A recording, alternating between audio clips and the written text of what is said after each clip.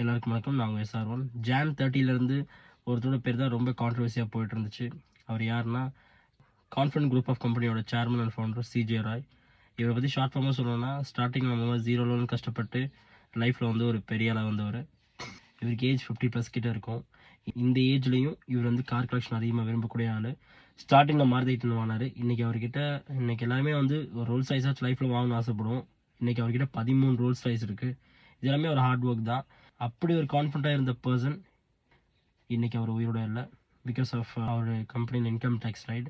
So இதனால் அவருக்கு வந்து மென்டல் ப்ரெஷர் ஜாஸ்தியாகி அவர் ஆஃபீஸ்லேயே கன் எடுத்து ஷூட் பண்ணி சூசைட் பண்ணி இறந்துட்டார். ஸோ இதெல்லாம் நம்ம என்ன தெரிஞ்சுக்கணும் அப்படின்னா, பணம், பேர், புகழை தாண்டி நமக்கு பர்சனலாக என்ன தேவை அப்படின்னா mental health and confident level.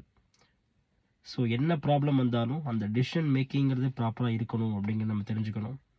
So இதனால தான் நிறைய பேர் வந்து தப்பான டிசிஷன் எடுக்கிறதுனால லைஃப் வந்து தொலைச்சிட்றாங்க. And rest and peace sir.